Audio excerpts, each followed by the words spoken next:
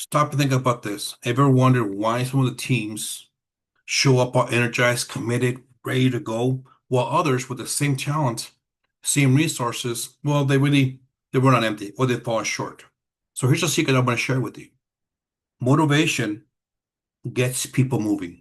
Inspiration keeps people growing.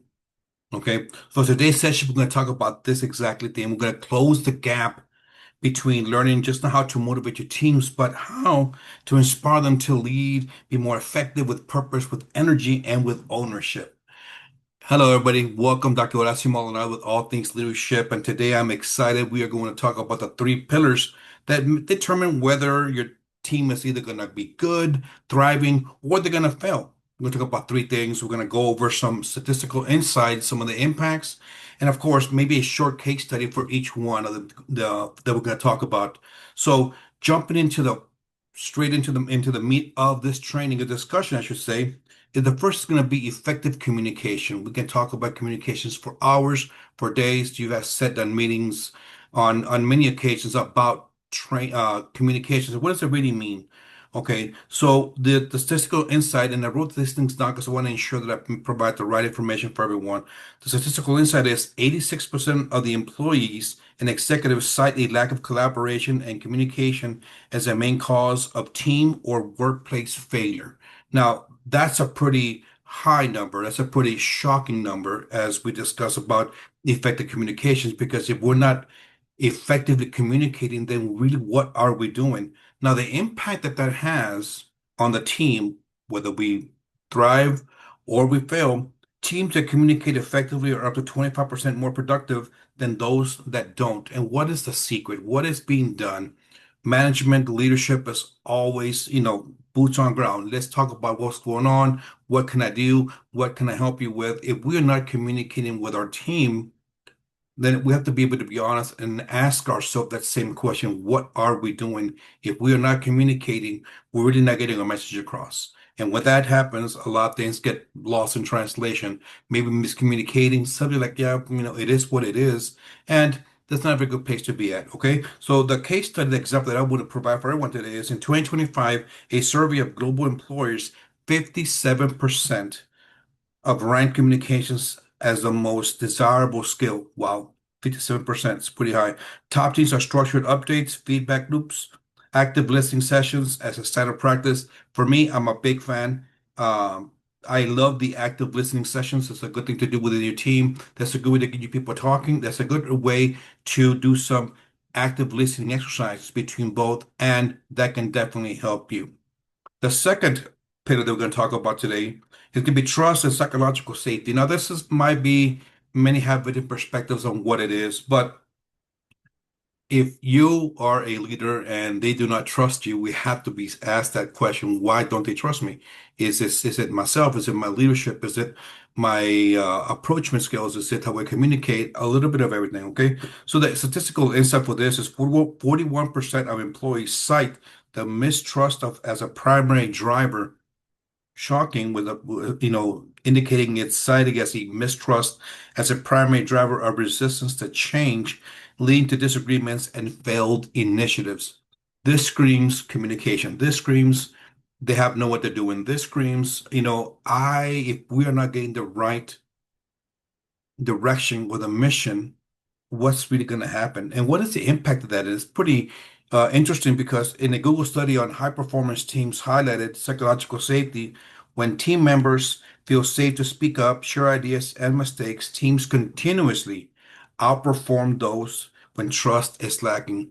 If your team does not trust you when we're going to get a project going or an assignment or a tasking, you have to be transparent. As leadership and management, you have to be transparent. You have to be there. You have to be in the present. You have to be currently there so they can understand you. And I'm going to tie this to the previous one. There's going to be effective communication, because that it does not happen if they do not cannot communicate with you, if they cannot understand you. So in 2025, a case study, organizations invested in leadership development that prioritized trust saw a 25% boost in business outcomes, retention rates compared to those things that can get. Keep your people growing. Keep your teams going. Uh, Invest in their professional development because that trickles into their personal development and they will be more and more effective towards you to the organization. The trust, that psychological safety that they feel that, you know what, now I have a transparent leadership that can lets me know what's going on and I understand what he or she wants. And you want to be able to be in that position where they trust you. If they do not trust you, they are not going to be 100% loyal, not as much as the loyalty, but trust. And trust is important within today's teams, whether they strive or they fail. The third pillar that I want to talk about today is going to be the alignment and clear goals. All these, I'm going to go back to the same thing of effective communication. So the statistical insight for the alignment and the clear goals is 37% of project failures are caused by lack of clear goals and poor alignment among team members. If the team has a tasking, if the team has specific guidelines, perimeters, protocols that they have to do, if they're not clear, we risk the problem of like, well, I'm not really motivated. I'm not, well, it is what it is. I mean, I don't know what we're supposed to do. Should we ask? Man, you know what? I don't know. We're gonna do these. I've spoken with many clients from many teams when it talks about if the goals are not clear, if they're not really set, there's a lot of room for misconception, of different perception, different direction, and we lose time. Okay. And depending on where you're at and what industry you are, time is one thing we cannot take back. Okay. So the impact that teams with clear objectives and alignments to the bigger picture, I like the word bigger picture because it's going to be the overall perspective, consistently outperform peers and deliver projects on time and within scope. And why is that? Because everybody is aligned. Just like a train cart, everybody's aligned. It's single line. Okay, wherever the one goes, everybody goes. So it's going to be more of a, if you had to be your team to, if they are not aligned, the whole everybody's going to be aware. It's almost like having a train with different carts going all over the place. So having those clear goals, those clear expectations is really going to allow for you to be successful within the organization and within your team. The one of the cases with examples that I want to share with you, companies that define key performance indicators and regular alignment check-ins,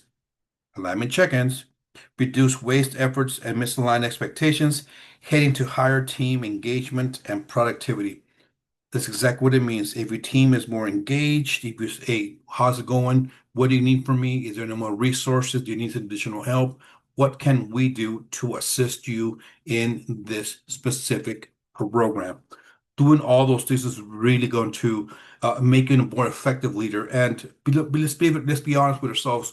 These three pillars can really hinder you, but they can also really increase the productivity within your team. So just a quick short recap of the three things or the three pillars that we talked about that determine whether your team's thriving or failing was going to be the effective communication. Communication is everything. Trust and psychological safety, alignment and clear goal setting. Those three things are going to be very, very important. Okay. I really hope everybody enjoyed today's discussion. Um, if you found this helpful, subscribe. That's the best way to support one channel. And if there's any questions you have, please let me know. Any future topics that you would like to have, let me know on these platform. Everyone have a good one.